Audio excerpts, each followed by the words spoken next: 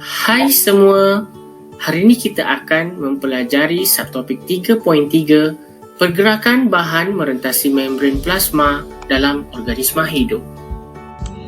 Standard pembelajaran dalam subtopik ini, kamu mestilah berkebolehan dalam menjelaskan dengan contoh proses pengangkutan pasif dalam organisma. Yang kedua, kamu mestilah dapat menjelaskan dengan contoh proses pengangkutan pasif dalam organisma. Yang ketiga, kamu mestilah berkebolehan dalam mendefinisikan larutan hipotonik, hipertonik dan isotonik.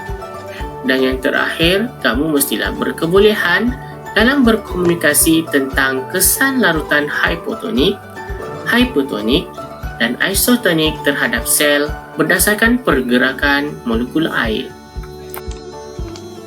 Contoh pengangkutan pasif. Contoh pengangkutan pasif dalam organisma yang pertama berlaku semasa pertukaran gas antara alveolus dan kapilari darah melalui resapan ringkas.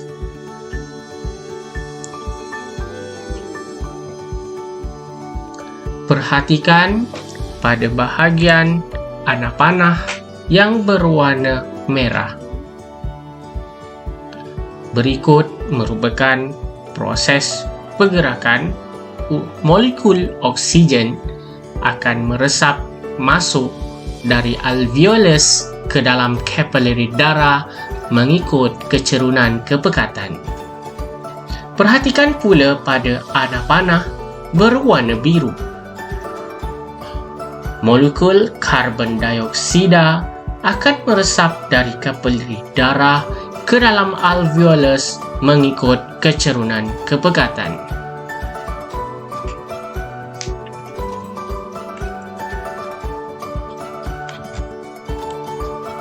Contoh pengangkutan pasif yang kedua dalam organisma berlaku semasa penyerapan semula air berlaku secara osmosis melalui tubul renal di ginjal.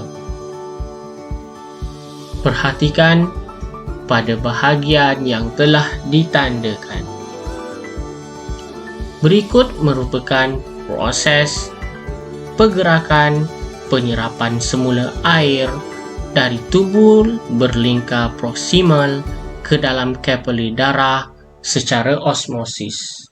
Contoh pengangkutan pasif yang ketiga dalam organisma berlaku sewaktu penyerapan air oleh sel akar rambut tumbuhan melalui osmosis. Perhatikan pada bahagian yang telah ditandakan.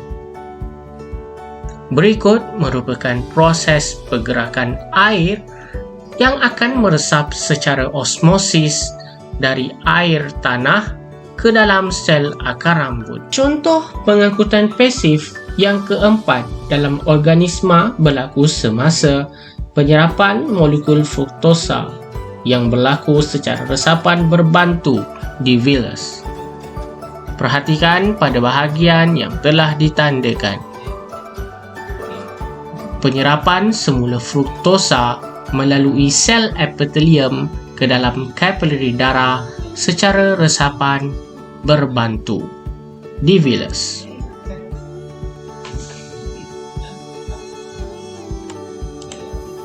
Contoh pengangkutan aktif. Contoh pengangkutan aktif yang pertama dalam organisma berlaku semasa penyerapan glukosa dan asid amino dalam vilus.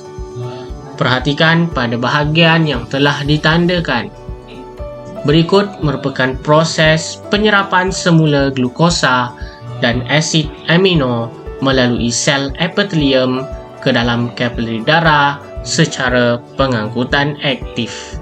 Contoh pengangkutan aktif yang kedua dalam organisma berlaku semasa penyerapan semula glukosa dalam tubul renal di ginjal. Perhatikan pada bahagian yang telah ditandakan. Berikut merupakan proses penyerapan semula glukosa merentasi dinding tubul berlingkar proksimal ke dalam jaringan kapilari darah secara pengangkutan aktif. Contoh pengangkutan aktif yang ketiga dalam organisma berlaku semasa proses pengangkutan sukrosa dari daun ke tisu floem. Perhatikan pada bahagian yang telah ditandakan. Berikut merupakan proses pengangkutan sukrosa yang diangkut secara aktif ke tisu floem dari sel daun melalui sel rakan ke dalam tiub tapis.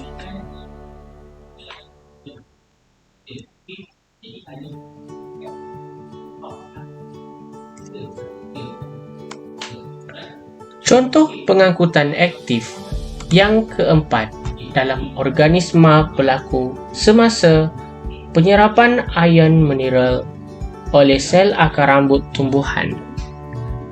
Perhatikan pada bahagian yang telah ditandakan. Berikut merupakan proses ion mineral yang diserap masuk ke dalam sel akar rambut secara pengangkutan aktif.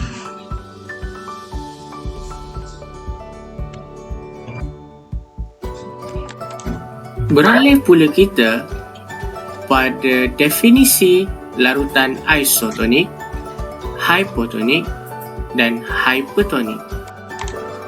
Secara amnya, terdapat 3 jenis larutan iaitu larutan isotonik, larutan hipotonik dan larutan hypertonik. Seperti yang anda telah pelajari, resapan air berlaku secara osmosis dari kawasan keupayaan air tinggi ke kawasan keupayaan air yang rendah, merentasi membran plasma. Penerangan tentang setiap larutan akan diringkaskan melalui video di sebelah. Yang pertama kita akan lihat larutan isotonik. Definisi bagi larutan isotonik adalah larutan A dan B mempunyai kepekatan bahan terlarut yang sama. Perhatikan pada anak panah yang ditunjukkan dan pergerakan air merentasi membran plasma.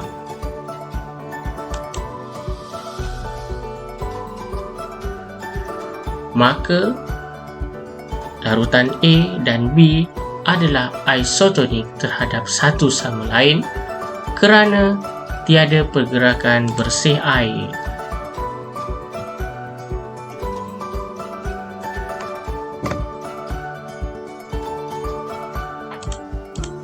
Yang kedua adalah larutan hipotonik. Definisi bagi larutan hipotonik adalah larutan A mempunyai kepekatan bahan terlarut yang rendah dan keupayaan air yang tinggi. Maka, larutan A adalah hipotonik terhadap larutan B. Air akan meresap dari larutan A ke larutan B secara osmosis seperti video yang ditunjukkan. Yang ketiga adalah larutan hypertonik. Definisi bagi larutan hypertonik adalah larutan A mempunyai kepekatan bahan terlarut yang tinggi dan keupayaan air yang rendah.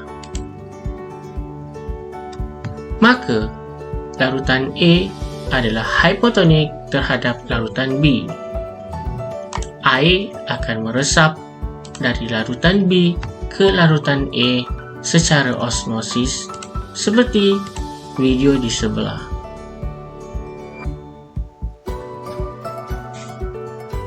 Yang berikutnya kita akan pergi kepada kesan larutan hipotonik, hypertonik dan isotonik terhadap sel haiwan dan sel tumbuhan.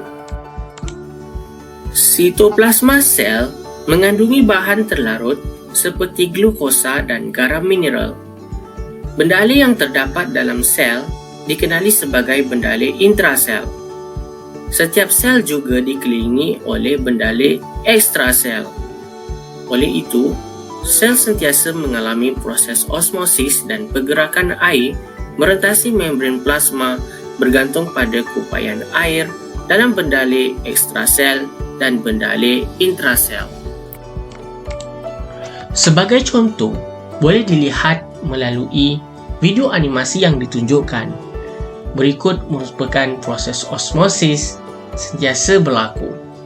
Kadar pergerakan molekul air ditentukan melalui jenis larutan isotonik, hipertonik dan hypotonik untuk menentukan sama ada kadar pergerakan molekul air yang masuk ataupun keluar adalah lebih banyak ataupun lebih sedikit ataupun sama banyak.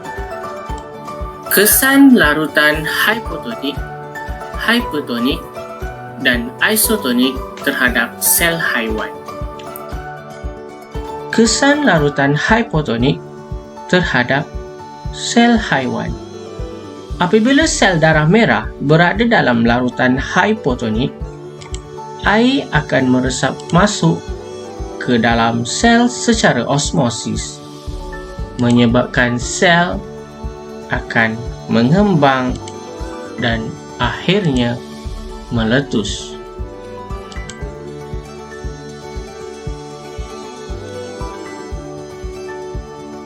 Ini adalah kerana membran plasma adalah terlalu nipis untuk menahan tekanan osmosis yang terhasil dalam sel. Peletusan sel darah merah dikenali sebagai hemolisis. Kesan larutan hipertonik terhadap sel haiwan.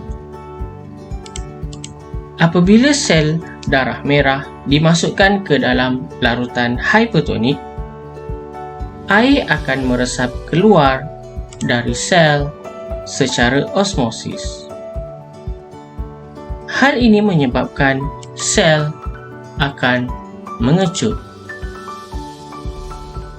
Sel darah merah dikatakan mengalami krenasi. Kesan larutan isotonik terhadap sel haiwan. Air akan meresap masuk ke dalam dan keluar sel secara osmosis pada kadar yang sama. Tiada pergerakan bersih air merentasi membran plasma. Sel mengekalkan bentuk normalnya.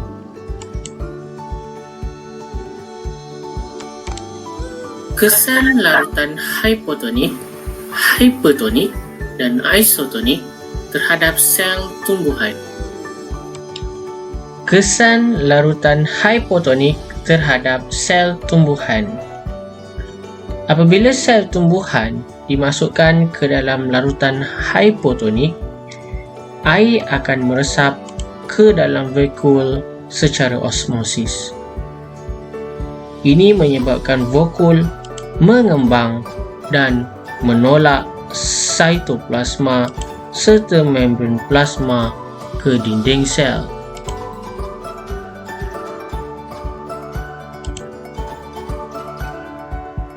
Dalam keadaan ini, sel dikatakan berada dalam keadaan segah.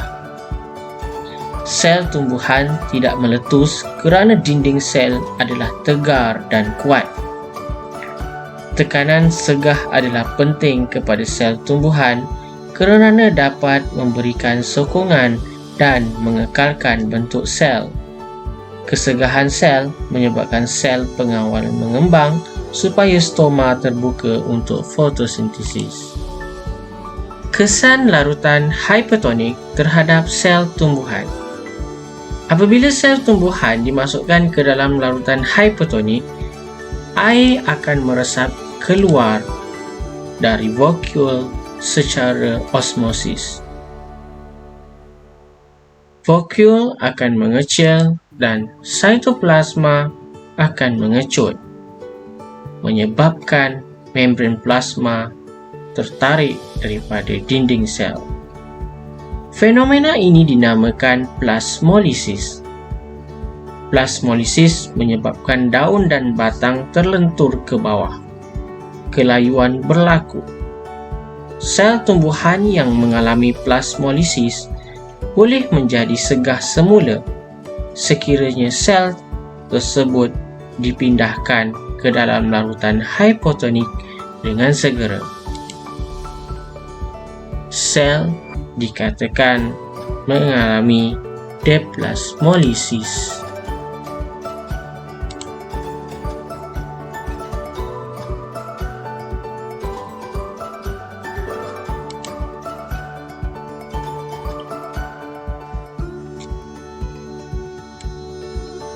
Kesan larutan isotonik terhadap sel tumbuhan. Apabila subsel tumbuhan dan larutan di luar bersifat isotonik, keupayaan air adalah sama. Pergerakan air meresap ke dalam dan keluar sel adalah sama.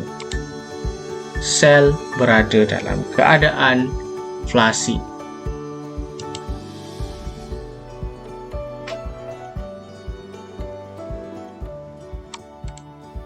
Terima kasih dan tahniah kerana anda telah berjaya mengikuti sesi pembelajaran pada hari ini.